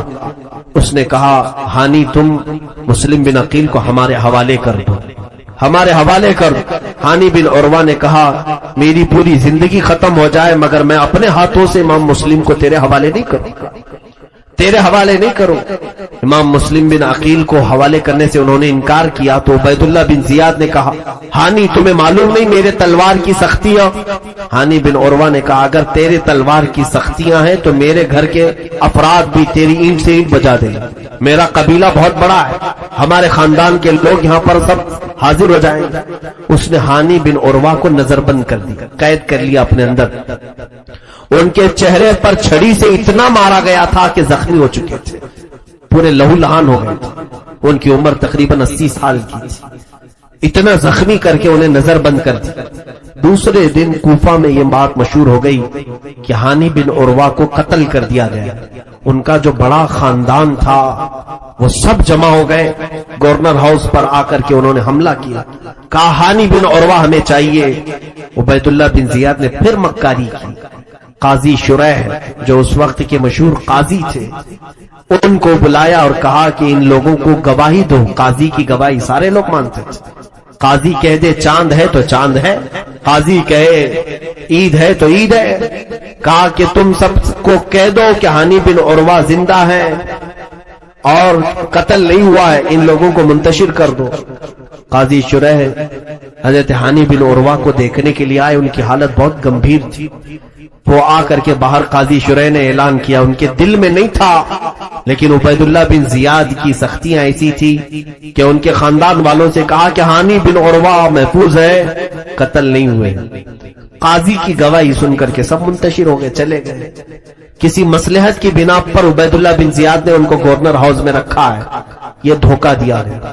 اب ہوا یہ امام مسلم بن عقیل کو جب خبر ہوئی کہ ہانی بن عروہ کو اس نے گرفتار کیا ہے اور حالات بہت خراب ہوتے جا رہے ہیں، دوسرے ہی دن اس نے اپنے مکر کو ایسا کیا کہ وہ قبیلہ بنی مزعج کے لوگ سب منتشر ہوئے تو تقریباً کوفہ کے بڑے خاندانوں کے بڑے 12 لوگوں کی گردنیں کاٹ کر ان کے گھروں کے پاس پھینک دی. پورا کوفہ سہم گیا، ڈر گیا. بڑے بڑے لوگوں کی گردنیں پڑی ہوئی ہیں نالیوں میں، گٹروں میں. خوف کا ماحول قائم کیا، یہ ڈر کا ماحول قائم کیا. سب گھروں میں دبک گئے، گھروں کے دروازے بند تھے، مارکیٹ بند تھی، چکے تھے بند کر. کہیں یہ ہمارے گھر میں آئے تو آفت نہ آ جائے، ابن زیاد کی سختیاں ہمارے ساتھ نہ آ جائے. میرے عزیزو دنیا اتنی تیزی سے بدلتی ہے، بولا نہیں جا سکتا. مطلب کے لوگ ہوتے ہیں، منہ پر تعریف کرنے والوں پر کبھی یقین نہ کرنا کہ تمہاری موت تک ساتھ رہنے والے. یہاں لوگ بہت سارے منصب کے دوست ہوتے ہیں اور مال کے دوست ہوتے ہیں، مرتبوں کے دوست ہوتے ہیں. جہاں ایک گھر کی دیوار پر پرد ہوں میرا نام مسلم بن عقیل ہے. وہ عورت سہم گئی، کہا آپ کے چرچے تو میں نے بہت سنے ہیں، اہل بیت کا سایہ ہم پر ہو، میرے گھر آپ مہمان بن جائیں. اس خاتون نے امام مسلم بن عقیل کو اپنے گھر میں ٹھہرایا، اور اس امام مسلم بن عقیل کو اس نے کھانا دیا، ان کی خوب خدمت کی. اس توآ نامی عورت کا بیٹا عیاش قسم کا تھا، شراب کا دلدادہ تھا. اس نے آ کر کے دیکھا کہ اس کے گھر میں امام مسلم بن عقیل ٹھہرے ہوئے ہیں، تو جا کر کے کچھ جاسوسوں کو اس نے خبر پہنچائی. ابن زیاد تک خبر پہنچا دیا کہ میرے گھر میں امام مسلم بن عقیل ٹھہرے ہوئے ہیں. ابن زیاد نے ایک چھوٹا فوجی دستہ دے کر کے بھیجا کہ مسلم کو گرفتار کر کے لے آؤ. وہ فوجی دستہ آیا. امام مسلم بن عقیل کے شام کے وقت تھے. جب گھوڑوں کے ٹاپوں کی آواز آئی تو آپ نے محسوس کر لیا کہ شاید میری گرفتاری کے لیے آئے. آپ تلوار اٹھائے اور باہر نکلے اور ان سے مقابلہ کرنے لگے. محمد بن اشعث نام کا ایک شخص تھا جس نے سب سے پہلے آپ پر تلوار ماری، آپ کے چہرے پر، جس کی وجہ سے آپ کا سامنے کا ہونٹ کٹ کر گر گیا. امام مسلم بن عقیل پر تلوار ماری کوفہ والوں. آپ نے پھر اپنی تلوار چلانے شروع کی تو ظاہر سی بات ہے کہ ہاشمی شیروں کا مقابلہ کون کر سکتا ہے. آپ کی تلوار ہوا میں ایسے لہرا رہی تھی کہ وہ ظالم بزدل خوف کے مارے تھر تھرانے لگے اور پھر چھت پر چڑھ کر کے پتھر برسانے لگے، یہاں تک کہ گھاس کو لپیٹ کر کے اس میں آگ لگا کر امام مسلم بن عقیل پر پھینکا جانے لگا. امام مسلم بن عقیل نے ان کا یہ بزدلانہ طریقہ دیکھا. اپنی تلوار سے کئی لوگوں کو انہوں نے زخمی کیا تھا تو سامنے آنے کا کی کوئی ہمت نہیں کر رہا تھا. آپ تھک ہار کر کے بیٹھے تو اس میں سے ایک ظالم نے کہا، اے مسلم، ہم امان دیتے ہیں آپ کو، ہماری امان میں آ جاؤ. آپ نے کہا، تم اگر اپنی بات کے سچے ہو تو میں اپنی تلوار نیام میں رکھ لیتا ہوں. تو انہوں نے کہا، ہم آپ کے ساتھ لڑنا نہیں چاہتے، صلح چاہتے، امان دے دیا ہم نے آپ کو. امان کی بات کر کے امام مسلم بن عقیل کے پاس آئے، کہا چلیں ہمارے ساتھ آپ چلیں. ایک گاڑی پر، اس وقت کی جو یکا گاڑی تھی، گھوڑا گاڑی، اس پر بٹھایا. امام مسلم بن عقیل سے کہا، دوستی میں محبت میں باتیں کرتے کرتے ان کے نیام سے تلوار کو چھین لی. اگر تم نے امان دے دیا ہے تو تلوار کیوں نکال لی؟ کہا نہیں، آپ سے لڑنے کا کوئی ہمارا ارادہ نہیں. پھر دھیرے سے آپ کے دونوں ہاتھ اور پیر کو بھی باندھ دیا اور اس حالت میں گورنر ہاؤس تک وہ لوگ لے کر کے آئے. جبکہ امام مسلم بن عقیل کو امان دے کر کے اپنے گھر لے جانے کی بات کرنے والے لوگ امام مسلم بن عقیل کو ابن زیاد کے گھر لے آئے. یہاں گورنر ہاؤس پر جب پہنچے تو یہاں بہت سارے لوگ تماشا دیکھنے کے لیے پہلے سے کھڑے تھے. امام مسلم بن عقیل آئے گورنر ہاؤس میں. یہ آپ کی شجاعت اور جواں مردی کو دیکھیں. آپ جیسے داخل ہوئے وہاں پر پانی کا ایک مٹکا رکھا ہوا تھا. آپ نے ان لوگوں سے کہا کہ پانی پلاؤ. تو ایک شخص نے کہا، اس میں سے تمہیں ایک بوند بھی پانی نہیں دیا جائے. امام مسلم بن عقیل نے جب ان کا یہ رویہ دیکھا تو بہرحال ایک شخص وہاں پر بیٹھا ہوا تھا، بوڑھا شخص. اس نے لوگوں کو کوستے ہوئے کہا کہ اے لوگوں، دنیا کیا کہے گی کہ ایک گھونٹ پانی بھی نہ دو گے؟ تو بعض لوگوں نے اس بوڑھے کی آواز سن کر ایک کٹوری پانی لائے اور امام مسلم بن عقیل کو دیا. گورنر ہاؤس میں اوپر چڑھنے سے پہلے آپ نے اپنے ہاتھ میں کٹوری لی، پانی کو منہ لگایا، خون کے قطرے پانی میں گر گئے.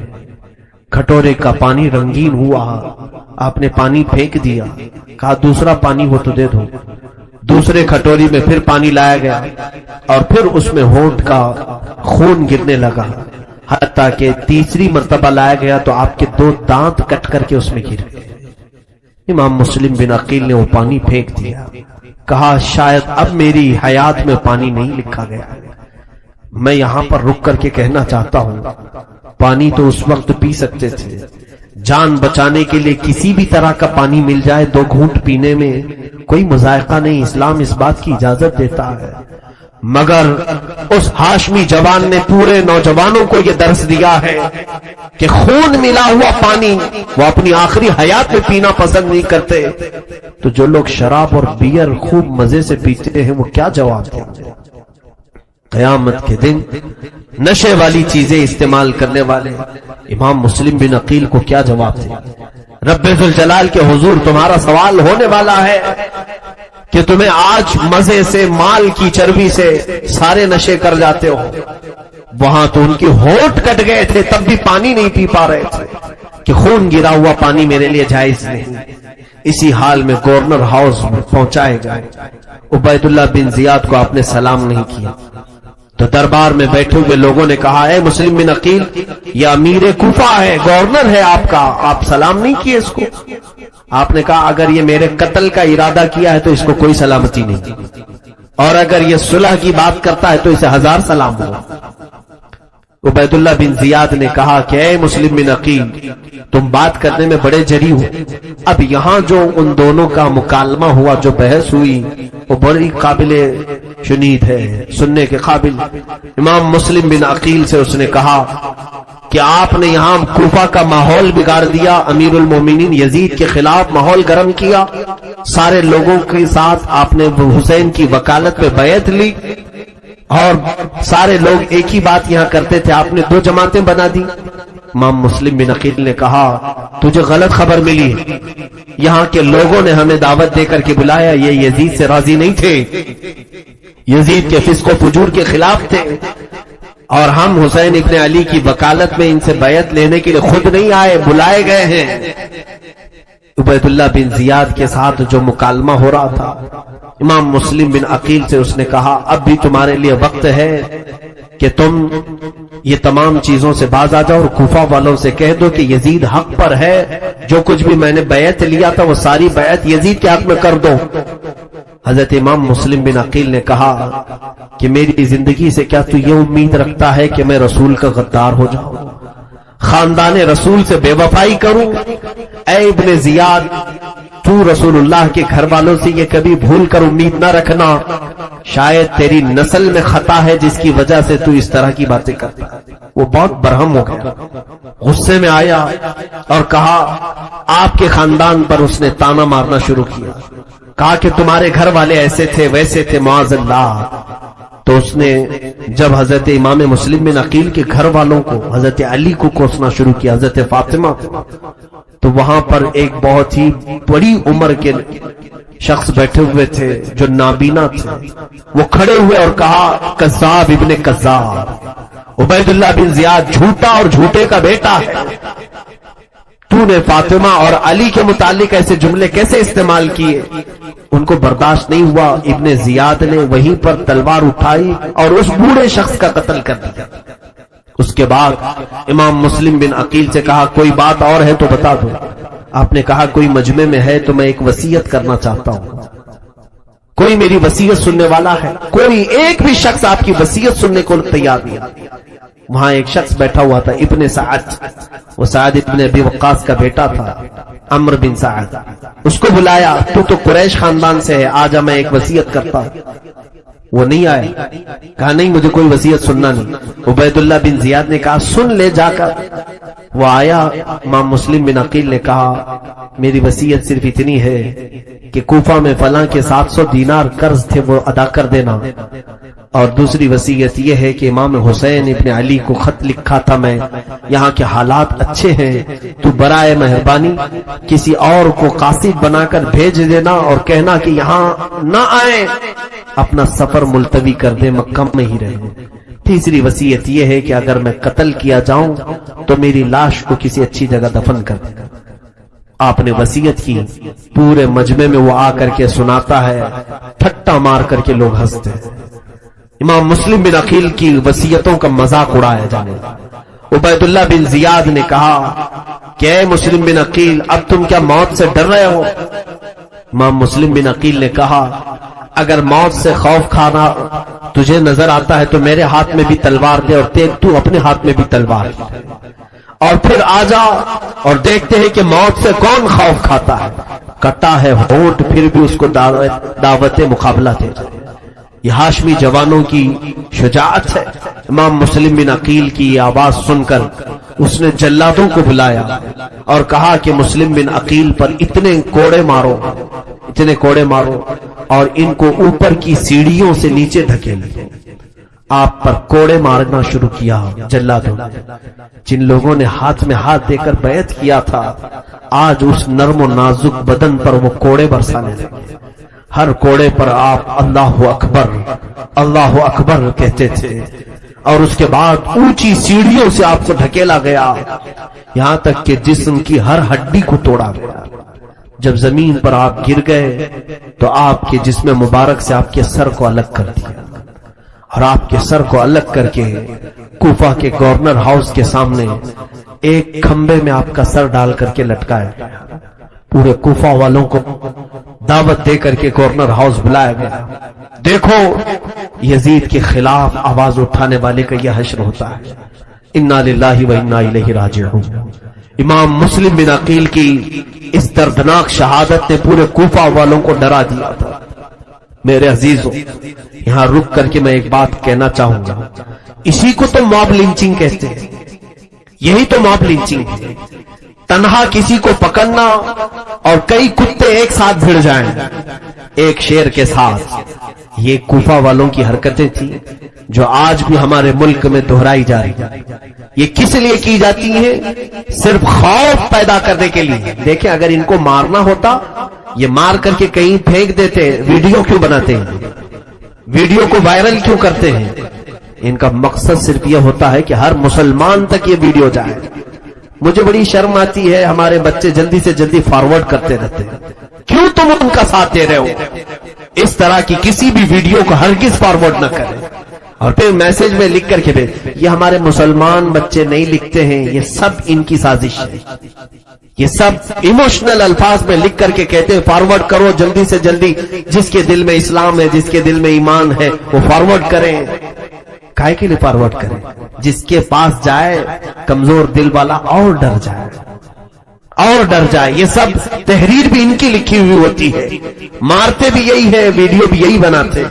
یہی کوفہ میں کچھ ہوا تھا. مارا بھی ابن زیاد نے اور اس کے بعد میسج بھی اسی نے پھیلایا کوفہ میں ڈر کا کہ جو یزید کے خلاف کھڑا ہوگا اس کا یہی انجام ہوگا. اور پھر اس زمانے میں ویڈیو تو نہیں تھا لیکن اس نے سر کو باہر لٹکا کر کے لوگوں کو دکھایا. سر کو لٹکا کر کے رکھا. کتنے دنوں تک آپ کی لاش مبارکہ کے ساتھ بے حرمتی کیا. تو یہ ڈر کا ماحول اس لیے قائم کیا جاتا ہے. لیکن یاد رکھنا جو حسینی ہوتا ہے وہ ڈر کو اپنے دل میں کبھی جگہ نہیں دیتا. خوف نہیں آنا چاہیے. ایک بات یاد رکھو میرے عزیزوں، موت اور حیات اللہ کے دست قدرت میں ہے. پورا ہندوستان مل کر کے اگر تمہاری روح قبض کرنا چاہے نہیں کر سکتا جب تک میرا مولا نہیں چاہے. رب تبارک و تعالیٰ کی مرضی جب تک نہ ہوگی ان ظالموں میں سے کسی کی ہمت نہیں ہوگی. لیکن خوف کو نکالو اپنے بچوں کے دلوں سے، جوانوں کے دلوں سے.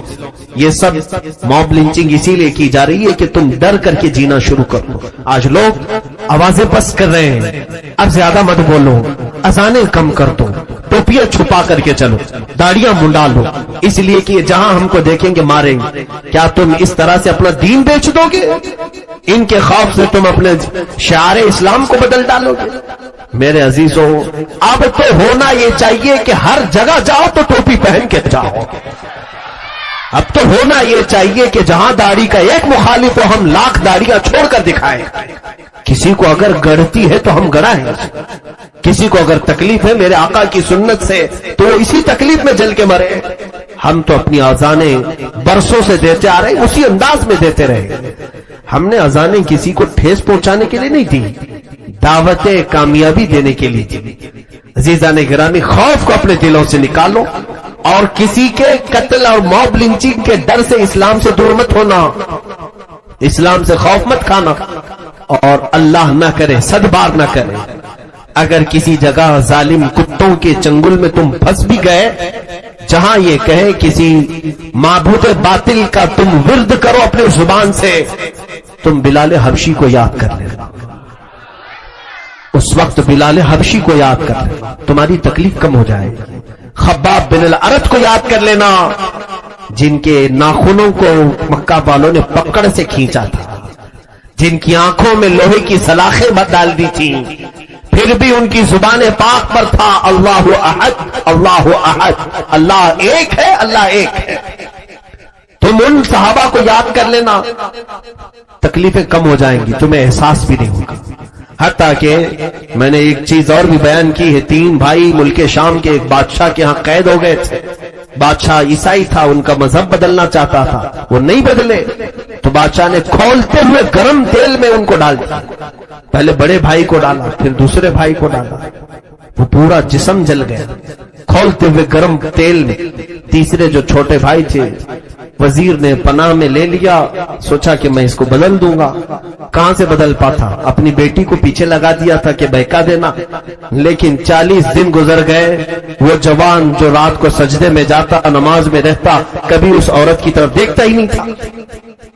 30-40 دن کے بعد وہ خاتون اس کی محبت میں مبتلا ہو. وہ وزیر کی لڑکی ہی اس نوجوان کو وہاں سے لے کر نکل پڑی. تاریخ میں ہے، اعلیٰ حضرت اللہ تعالیٰ عنہ نے بھی لکھا ہے کہ یہ نوجوان اپنی اس نئی جو عورت تھی جس نے وزیر کے گھر سے اس کو آزادی دلائی تھی، نکلی. راستے میں اچانک گھوڑوں کی آواز آئی تو یہ لوگ ڈر کر کے سہم کے رک گئے کہ کہیں بادشاہ کو خبر نہ ہوئی ہو ہماری گرفتاری. تو دیکھا کہ یہ دونوں جو شہید شہزادے تھے، بھائی تھے، وہ دونوں گھوڑوں پر آئے اور ایک بڑی فوج ہے. دونوں نوجوان اپنے چھوٹے بھائی کو بلانے لگے، آجا، خوف مت کر. اس بھائی نے پوچھا آپ لوگوں کا کیسے آنا ہوا؟ آپ کا تو انتقال ہو چکا ہے، آپ شہید ہو چکے. تو ان دونوں نے کہا کہ اے بھائی، تجھے کیا قرآن میں نہیں سنا کہ اللہ کی راہ میں جو مارے جاتے وہ مردہ نہیں ہوتے، وہ شہید زندہ ہے.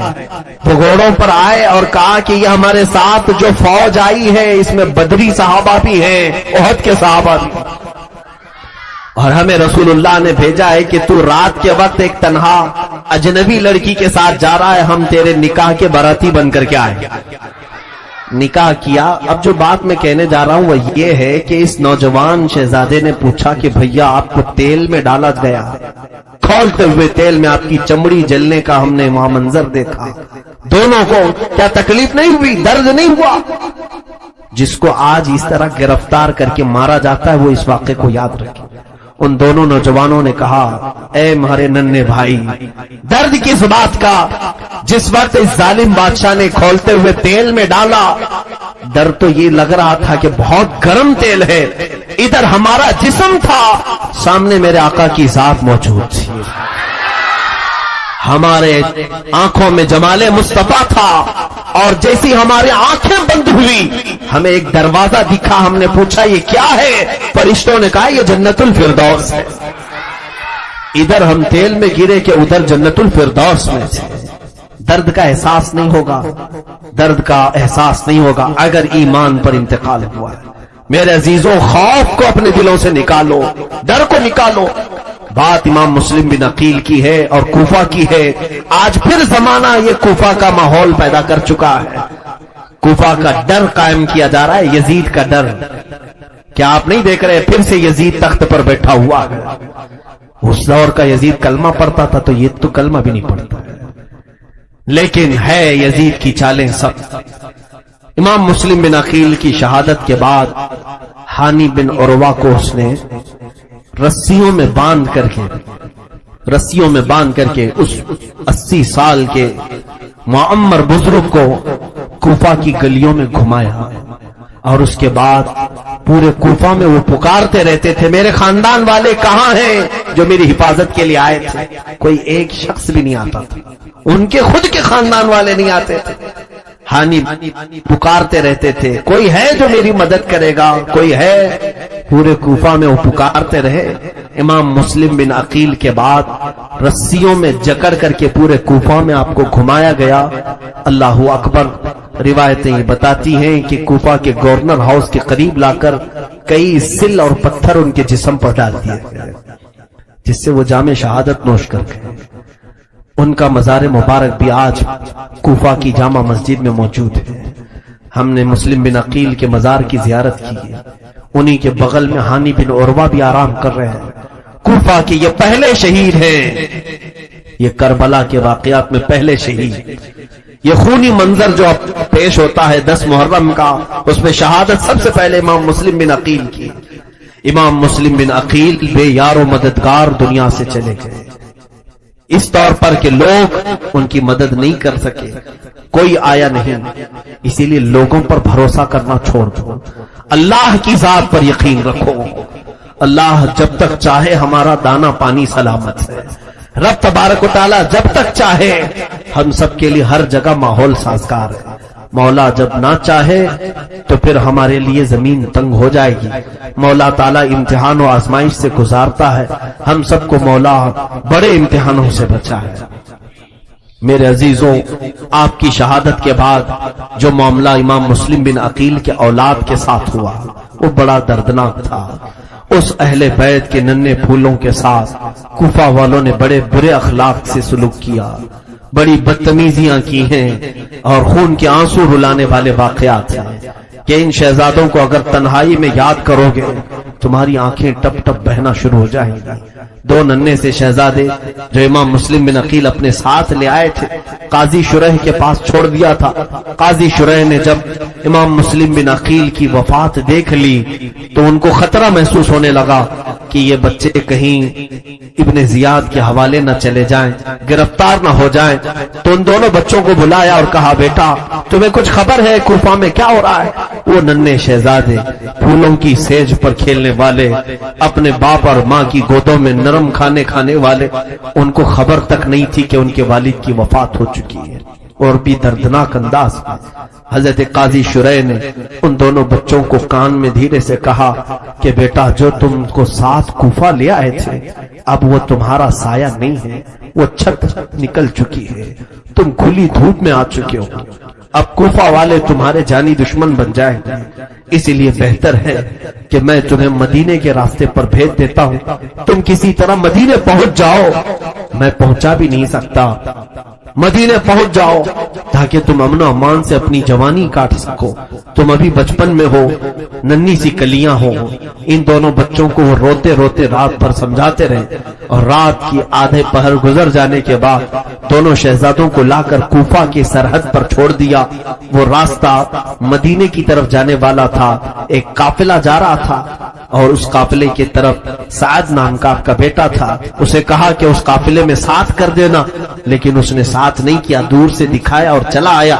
یہ دونوں بچے ننھے سے بھاگ نہیں سکتے تھے، قافلے کو پا نہیں سکے، قافلہ تیزی سے چل پڑا اور یہ تھک ہار کر کے بیچ میں سو گئے اور کوفہ کی سرحد پر ہی رہ گئے۔ اور جب صبح ہوئی تو ابن زیاد نے اعلان کیا کہ سنا ہے کہ مسلم کے ساتھ اس کے دو بیٹے آئے تھے اور جس نے بھی ان دو بیٹوں کو پناہ دے رکھا ہے اسے بھی گرفتار کر لاؤ اور ان بچوں کو بھی لے آؤ۔ تو جگہ جگہ ابن زیاد کی فوج گھومنے لگی ان بچوں کی تلاش میں، ہر جگہ یہ لوگ سرگرداں تھے۔ اچانک اس فوج کو یہ دونوں بچے نظر آ گئے کوفہ کی سرحد پر، تو فوج نے انہیں گرفتار کیا، دونوں بچوں کو لے کر ابن زیاد کے پاس آئے اور حوالے کر دیا۔ ابن زیاد نے دیکھا، پوچھا کیا تم ہی مسلم بن عقیل کے بیٹے ہو؟ وہ دونوں بچے سہم کر کے کہنے لگے، ہاں ہمارے باپ کا نام ہی مسلم بن عقیل ہے، اس نے ان کو جیل میں قید کر دیا۔ جن شہزادوں نے جیل کی کبھی ایک دروازے کو تک نہیں دیکھا تھا ان ننھے شہزادوں کو جیل میں ڈال دیا گیا۔ اور پھر ابن زیاد نے کہا، میں یزید سے مشورہ طلب کروں گا کہ ان دونوں بچوں کے ساتھ کیا کیا جائے، جو حکم ہوگا میں اسی کے اعتبار سے عمل کروں گا۔ اس اعتبار سے اس نے جیل میں بند کر دیا۔ جیل کا جو داروغہ تھا مشکور نامی، وہ محب اہل بیت تھا، رسول کریم صلی اللہ علیہ وسلم کے گھر والوں سے محبت کرنے والے تھے۔ حضرت مشکور کو ان بچوں کی حالت پر ترس آ گیا۔ ویسے تو کوئی بھی جیلر جیل میں آنے والوں پر کبھی رحم نہیں کرتا، جیل میں آنے والوں پر اگر وہ رحم کرنے لگے تو سارے لوگ دروازہ توڑ کر نکل جائیں۔ یہ جیلر عام جیلر کی طرح نہیں تھا، مشکور نامی یہ محب اہل بیت ان ننھے سے بچوں کو دیکھ کر کے رات کو رونے لگے اور سوچا کہ زندگی میں کوئی کمائی نیکی کی نہیں، آج ایک نیکی کا موقع ملا ہے، ان بچوں کو آزاد کر دیتا ہوں، چھوڑ دیتا ہوں، تاکہ قیامت کے دن بدلے میں مولا تعالیٰ مجھے جنت تو عطا کرے گا، اہل بیت کے ساتھ حسن سلوک کروں گا۔ اس نے دروازہ کھولا، دونوں بچوں کو رات کے وقت نکالا اور لا کر کے کہا، اپنی ایک انگوٹھی دی، کہا تم یہاں سے قادسیہ چلے جانا، قادسیہ وہاں سے قریب ہے، وہاں کے کوفہ وہ قادسیہ کے متولی یا وہاں کا جو گورنر ہے اس سے ملنا، وہ میرا بھائی ہے، اسے یہ انگوٹھی دکھانا، وہ پہچان لے گا اور پھر تمہیں وہ صحیح سلامت مدینے پہنچا دے گا۔ دونوں شہزادوں کو یہ اس مشکور نے آزاد کیا اور صبح ان دونوں شہزادوں کو ایک جگہ چھوڑ دیا اور کہا اس راستے پر چل پڑنا۔ ننھے شہزادے کہاں سفر تنہا کریں، آپ بھی اندازہ کریں اگر ہمارے گھر کا کوئی 8 سال کا بچہ یا 7 سال کا بچہ اسے شہر کے باہر چھوڑ آؤ گے، کہاں جائے گا؟ وہ کون سا راستہ چلے گا؟ نہ وہ اس زمانے کا انٹرنیٹ، نہ اس زمانے کے کوئی جدید ترقیات اس آب و گیاہ میدان میں چھوڑ آئے۔ ان شہزادوں نے چلنا شروع کیا۔ خداوند ذوالجلال کی قدرت کے فیصلے کیا تھے یہ اللہ بہتر جانتا ہے۔ وہ شہزادے چلتے رہے، راستہ بھٹک گئے، راستہ ایسا بھٹکے کہ نہ وہ قادسیہ پہنچے نہ مدینے کے راستے پر آئے، سیدھے پھر کوفہ کے دروازے پر ہی آ گئے۔ گھومتے ہوئے کوفہ کے دروازے پر آئے۔ ادھر صبح ہوئی، ابن زیاد کو خبر ہوئی کہ مشکور نے جیل سے دونوں شہزادوں کو آزاد کر دیا۔ طلب کیا، پوچھا کہ تو نے کیا یہ دونوں شہزادوں کو آزاد کیا ہے؟ اس نے کہا ہاں۔ کہا ایسا کیوں کیا؟ کہا اس لیے کہ وہ خاندان رسول کے بچے تھے، انہوں نے تیرا کچھ بگاڑا نہیں ہے۔ میں نے یہ سوچا رسول کے شہزادے اگر جیل میں آ جائیں تو پھر امت کے آزاد رہنے کا مطلب کیا ہوتا ہے؟ پوری امت آزاد ہو، رسول کا گھر جیل میں ہو، یہ مجھے گوارا نہیں ہوا، میں نے آزاد کر دیا۔ کہا کیا تجھے میرا خوف نہیں تھا؟ مشکور نے کہا جس کے دل میں اللہ اس کے رسول کا خوف ہو وہ تجھ جیسے ظالموں کا خوف نہیں رکھتا۔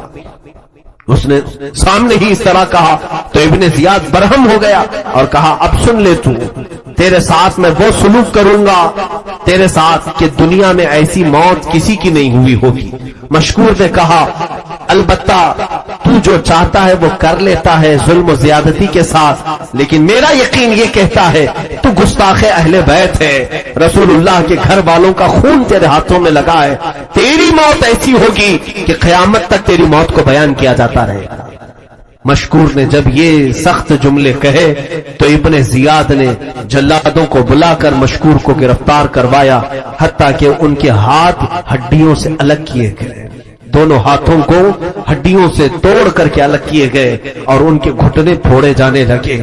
مشکور ہر سزا پر الہ العالمین الہ العالمین میں صرف اتنا کہتے جاتے اے اللہ تو گواہ رہنا، یہ سزا مجھے محبت اہل بیت میں دی جا رہی ہے، رسول کے گھر والوں سے وفا کرنے کی مجھے سزا دی جا رہی ہے۔ اور اسی اسنا میں ان کی زبان بند ہو گئی اور مشکور کو بھی وہیں پر شہید کر دیا گیا۔ کتنی موتیں کوفہ میں ہوئی، جو خاندان رسول سے ملحق تھا، تھوڑا بہت تعلق رکھتا تھا، ابن زیاد ظالم نے چن چن کر کے مارنا شروع کیا۔ یہ دو شہزادے ننھے سے یہ مسلم بن عقیل کے کلیجے کے ٹکڑے نکلے تو تھے، نکل کر دریائے فرات کے قریب ایک درخت کی اوٹ میں بیٹھے ہیں، کبھی دریائے فرات سے پانی پیتے ہیں، جلدی سے اس درخت کی اوٹ میں اندر چھپ جاتے ہیں۔ انہیں ڈر تھا کہ کوفہ والے ہمارے تلاش و جستجو میں ہوں گے، نہ جانے کون پکڑے گا، کون گرفتار کرے گا، کیسا خوف کا ماحول تھا۔ ہاشمی گھرانے میں یہ دونوں بچے وہیں پر دبکے ہوئے درخت کے نیچے بیٹھے تھے۔ ایک خاتون وہاں پر آئی پانی بھرنے کے لیے، اس کی نظر گلاب جیسے حسین چہروں پر پڑی تو وہ قریب آ کر کے پوچھتی ہے اے بچوں تم کون ہو؟ دونوں بچوں نے آپس میں ایک دوسرے کا منہ دیکھا، کہا کہ اگر بتائیں گے ہم مسلم بن عقیل کے بچے ہیں کہیں یہ عورت پھر ابن زیاد کے پاس نہ لے جائے۔ وہ سہم کر کے ایک دوسرے کو دیکھنے لگی۔ وہ عورت کہتی ہے مجھے ایسا لگتا ہے تم کسی بڑے خاندان کے ہو، کہیں ایسا تو نہیں کہ تم مسلم بن عقیل کے بچے ہو؟ وہ ڈر گئے اور ان کو سچ بولنا بچپن سے سکھایا گیا تھا۔ انہوں نے کہا ہاں اے خاتون ہم مسلم بن عقیل کی اولاد ہیں۔ وہ خاتون کہتی ہے ڈرو مت، گھبراؤ مت، میں تمہیں بہت اچھے گھر لے جاتی ہوں، میری مالکن میری مالکہ محب اہل بیت ہے، وہ فاطمہ الزہرا کی کنیز ہے، وہ خدمت کر چکی ہے رسول اللہ کے گھر میں، وہ تمہیں دیکھے گی خوش ہو جائے گی۔ دونوں بچوں کو وہ خادمہ ساتھ لے آئی اور جیسے ہی گھر آئی اس کی مالکن سے اس نے کہا آج ہماری عید ہے، آج ہمارے گھر میں خوشیاں ہیں۔ کہا کیوں؟ کہا مسلم بن عقیل کے دو شہزادے کوفہ جن کا خونی دشمن بن چکا ہے ہمارے گھر وہ مہمان بننے والے ہیں۔ وہ عورت فرط محبت میں باہر آئی، دونوں شہزادوں کو بے اختیار چومنا شروع کرتی ہے، کیونکہ برسوں بعد اس نے فاطمہ الزہرا کی شبیہ ان بچوں میں پائی تھی۔ سیدہ کائنات کے اخلاق ان میں دیکھنے کو سے ملتے. زارو قطار روتی رہی. ان بچوں کو لے جا کر نہلایا, ان کے بال صاف کیے, اتنی دھول سے ان کے چہرے اٹے ہوئے تھے. یہ ہاشمی گلابوں کو دھول نے جکڑ لیا تھا. اس خاتون نے ان کو پاک و صاف کیا اور نرم بستر پر کھانا کھلا کر سلایا. یہ وہ محب اہل بیت خاندان, یہ گھر ایسا تھا جو رسول اللہ کے گھر والوں سے محبت کرنے والا تھا. رات بھر وہ خاتون بارگاہ الہی میں شکر بجا لانے لگی. اے مولا, تیرا کروڑ ہا کروڑ شکر و احسان ہے کہ مجھ جیسی عورت کے گھر تو نے ہاشمی بچوں کو مہمان بنایا ہے. اے اللہ, تو نے مجھ سے یہ خدمت لی ہے, میری خدمت میں کوئی کمی اور کوتاہی نہ ہونے پائے. وہ تسبیح پڑھتی رہی اور رات کو دعائیں کرتی رہی. سوئے اتفاق ایسا ہے کہ اس کا شوہر حارث نامی بڑا ہی شرابی بدکار انسان تھا اور اسے خبر تھی. رات آیا, تھک ہار کر کے پوچھا عورت نے, آج اتنا کیوں تھک گئے ہو؟ کہا بات در حقیقت یہ ہے, عبید اللہ ابن زیاد امیر کوفہ نے اعلان کیا ہے کہ قاضی مشکور داروغہ جیل نے مسلم بن عقیل کے دونوں بچوں کو جیل سے آزاد کر دیا ہے. مشکور کا قتل ہو گیا, ابن زیاد نے مار دیا ہے اور ان دونوں بچوں کو تلاش کرنے کا حکم جاری ہوا. جو ان دونوں بچوں کو لائے گا اسے منہ مانگا انعام دیا جائے گا. اور ابن زیاد نے کہا ہے کہ 100 اونٹ انعام میں دیا جائے گا. بیگم نے پوچھا تو کیا ہوا؟ کہا بس انہی بچوں کی تلاش میں میں پورا کوفہ چھان مارا. اسی اسنا میں میرا گھوڑا بھی گم ہو گیا, مجھے پیدل چلنا پڑا, تھک ہار کر کے یہاں پہنچا ہوں.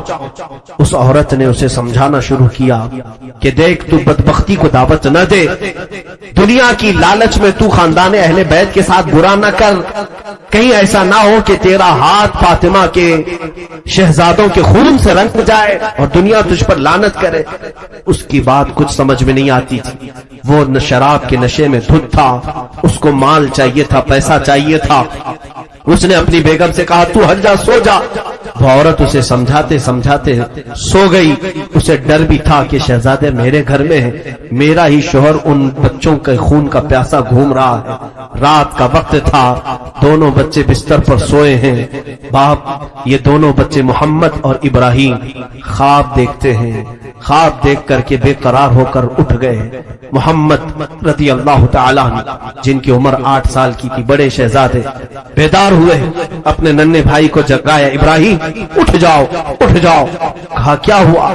کہا میں نے خواب دیکھا ہے, خواب دیکھا ہے. چھوٹے شہزادے نے بھی کہا میں نے بھی خواب دیکھا. کہا تم نے کیا دیکھا؟ کہا میں نے بابا جان کو دیکھا.